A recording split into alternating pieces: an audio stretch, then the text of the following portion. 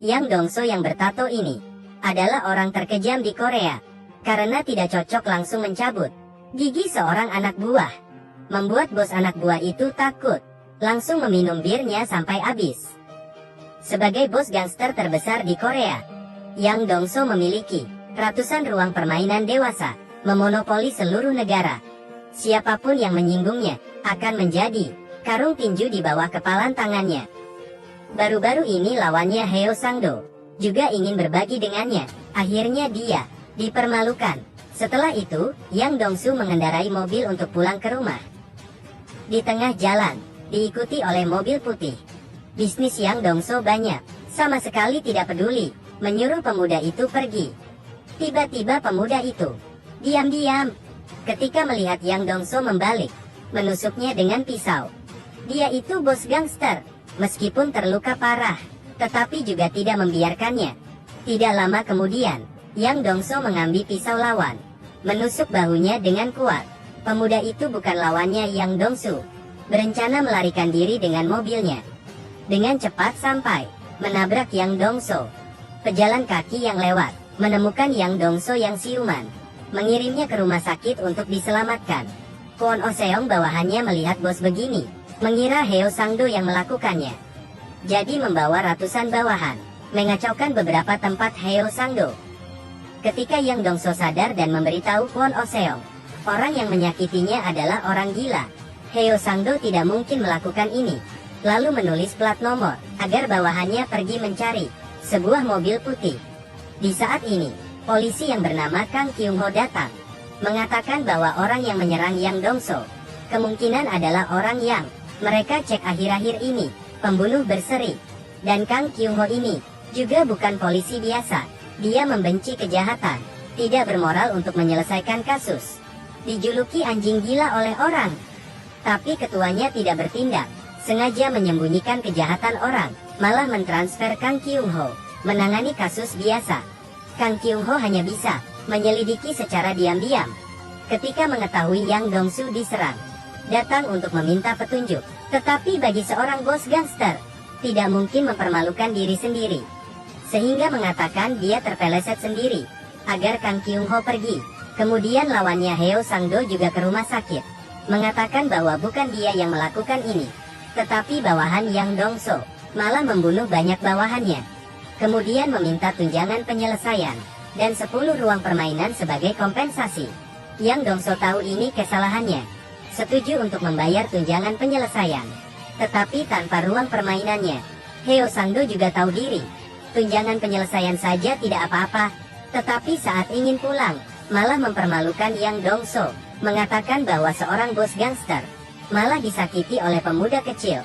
Sangat memalukan. Kata-kata inilah yang membuat Yang Dongso dipermalukan. Seketika sadar dan berencana dan bersumpah akan balas dendam. Kemudian mencari tukang gambar. Dari ingatannya, menggambar orang yang menyakitinya itu. Di saat yang bersamaan, pembunuh itu juga tidak duduk diam. Di stasiun tol, dia bertujuan untuk membunuh sopir yang mengeluh bahwa membesarkan anak terlalu melelahkan. Membuat pembunuh mengingat kejadian tragedis dia waktu kecil. Kemudian mengambil pisau, menusuk belasan tusuk ke sopir itu.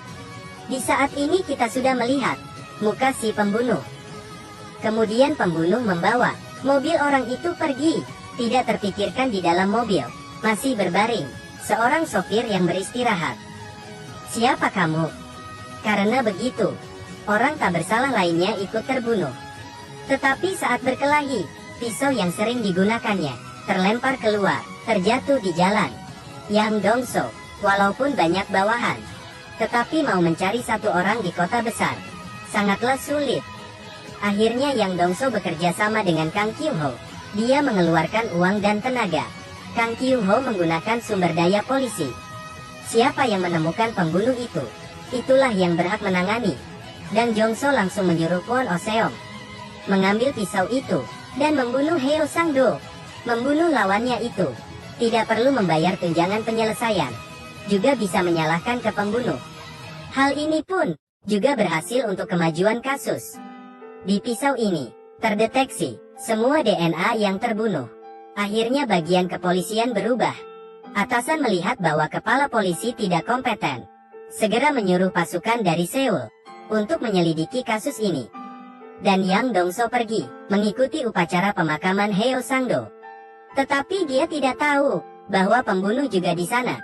Saat tidak ada yang melihat, pembunuh mencari bawahan Heo Sang-do, melihat ke arah Yang Dongso, kemudian mengeluarkan sebuah kertas yang tertulis, "Ada yang memakai pisauku membunuh Heo Sang-do." Bawahannya langsung tahu Yang Dongso yang membunuh bosnya.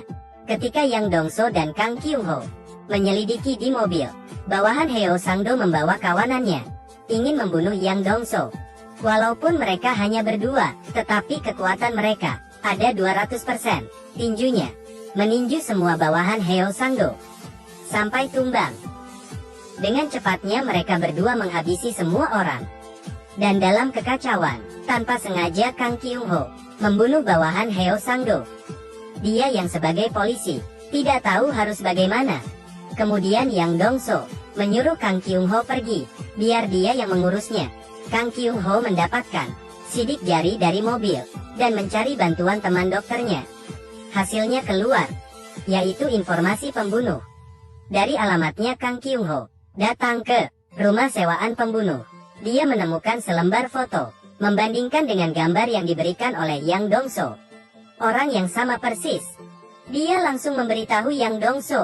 Sekarang identitas si pembunuh akhirnya terkonfirmasi. Dari penyelidikan tahu bahwa pembunuh ini dilecehkan oleh ayah sejak kecil. Mungkin karena gangguan psikologisnya, membunuh tanpa alasan. Dengan melacak tempat pembunuh, yang bertelepon dengan ibunya, memastikan tempat yang sering dia kunjungi. Sehingga bos gangster dan polisi, karena satu tujuan yang sama, bekerja sama. Kondisi seperti ini sangat luar biasa. Yang baik dan yang jahat semuanya bergerak. Mulai pencarian yang sejelas mungkin. Yang Dongso bertemu dengan siswi yang tidak membawa payung. Dia memberikan payungnya. Siswi ini sangat berterima kasih. Kemudian naik bus dan pergi. Tetapi ini semua dilihat oleh pembunuh yang sedang berada di dalam mobil. Malam hari, Yang Dongso dan bawahannya sedang makan. Mereka melihat kasus pembunuhan di televisi. Korbannya adalah siswi yang tadi. Di sampingnya terlihat payung yang Yang Dongso berikan. Yang Dongso benar-benar marah. Dia bersumpah bagaimanapun akan menemukan dia. Bawahannya tidak lanjut makan dan langsung berdiri. Semuanya bergerak mencari mengikuti jalur bus. Beberapa jam kemudian, mereka menemukan lokasi pembunuh dan berhenti di sekitarnya, menunggu pembunuh masuk ke jebakan. Tidak lama kemudian, sebuah mobil putih perlahan mendekat. Semuanya menahan napas dan menunggu.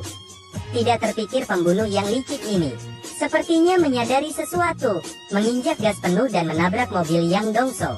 Mereka mulai mengejar. Akhirnya, mobil terpaksa henti di persimpangan jalan. Tetapi pembunuh sudah tidak berada di mobil.